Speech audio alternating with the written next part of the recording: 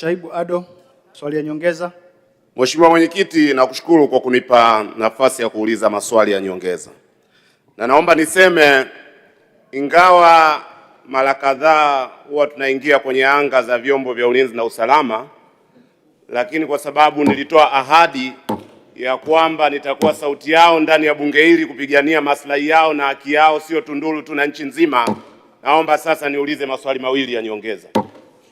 Swali la kwanza, kwa kuwa serikali ipo katika kufanya tathmini na kutafuta fedha, na kwa sababu hali ya magereza ile ni chakavu na inasikitisha sana kwa kiwango ambacho askari wale wanakosa hata ofisi za uhakika za utawala, na wameanzisha mpango kwa fedha ndogo za utawala wanazopewa kujenga ofisi ndogo nje ya magereza, kwa nini serikali katika hatua ya dharura isiwapige jeki askari wale kuhakikisha kwamba wanapata ofisi ndogo ya utawala wakati mipango mikubwa ya serikali ikiwa inasubiriwa? Swali la pili, kwa kuwa hali ya askari magereza wilayani Tunduru katika eneo la nyumba za makazi imekuwa ni hali duni sana, hali ambayo ni ya nchi nzima kwa jeshi la magereza, jeshi la polisi, jeshi la zimamoto, serikali ina mpango gani wa kuhakikisha kwamba askari wetu nchini wanapata makazi bora ili waweze kutekeleza majukumu yao ipasavyo kuliko hali ilivyo hivi sasa? Asante. Majibu, Mheshimiwa Naibu Waziri. Asante sana Mheshimiwa Mwenyekiti. Nikushukuru na nimpongeze sana Mheshimiwa Ado Shaibu kwa maswali yake mawili ya nyongeza. Na amesema kwa kuwa wamekuwa wakiingia kwenye anga za vyombo vya ulinzi mara kwa mara, kwanza ni msihi kwamba wasiingie kwenye hizo anga pale isipohitajika. Na vyombo hivi vya ulinzi na usalama, uwepo wake si kwa sababu ya kumwonea mtu, ni kwa sababu ya kufuata sheria tulizozitunga sisi wabunge humu kwa ajili ya Watanzania. Mheshimiwa Mwenyekiti, kuhusu suala la kuwapiga jeki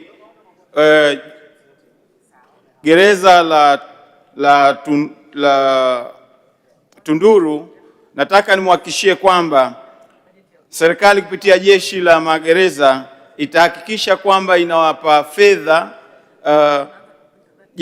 gereza la Tunduru ili kusudi kuweza kukamilisha ofisi zao kama ambavyo Mheshimiwa mbunge ameomba.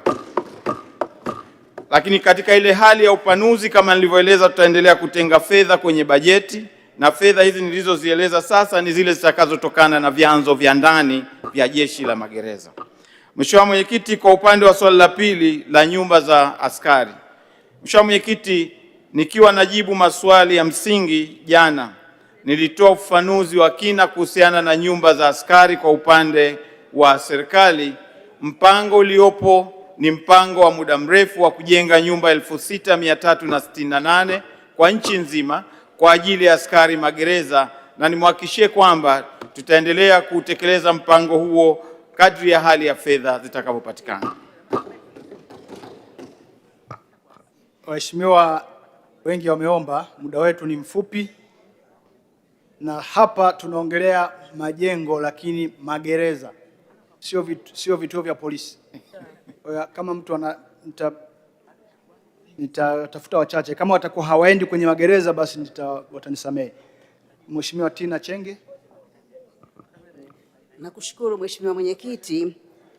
Je, serikali ina mpango gani wa kukarabati majengo ya gereza la Bariadi, hususan jengo la mahabusu ambalo kwa kweli liko katika mazingira hatarishi? Nashukuru sana.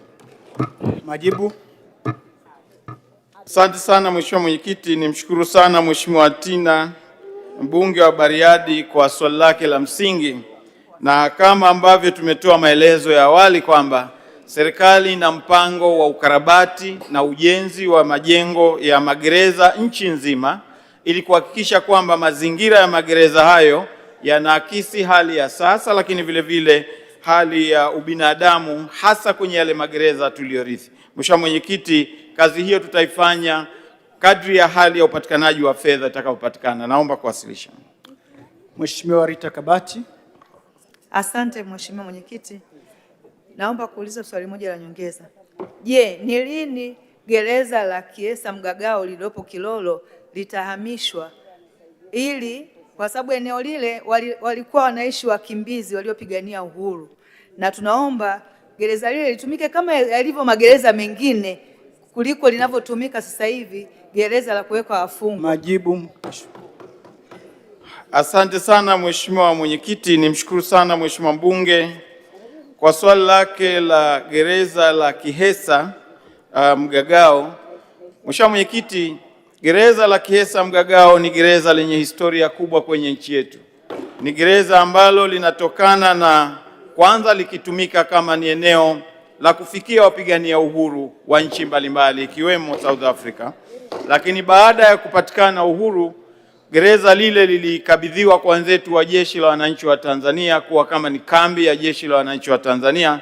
Lakini kwa sababu eneo lilikuwa ni dogo kwa matumizi ya kambi la Jeshi la Wananchi wa Tanzania, gereza lile lilikabidhiwa kwa Jeshi la Magereza na hadi sasa lipo ndani ya mikono ya Jeshi la Magereza.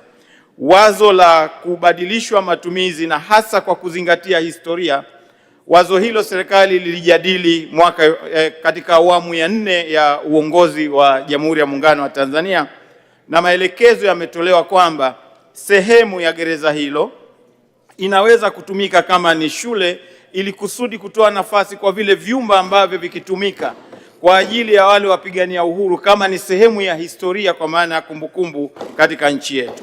Kwa hiyo wazo hilo linaendelea kufanyiwa kazi, ambapo sisi kama Wizara ya Mambo ya Ndani ya Nchi tunaendelea kutafuta fedha kwa ujenzi wa gereza jipya, lakini vile vile tuko tayari kukaa na Mheshimiwa mbunge pamoja na Wizara ya TAMISEMI kwa ajili ya shule na Wizara ya Maliasili na Utalii kwa ajili ya kuweka eneo la kivutio cha utalii. Mheshimiwa Mwenyekiti, naomba kuwasilisha.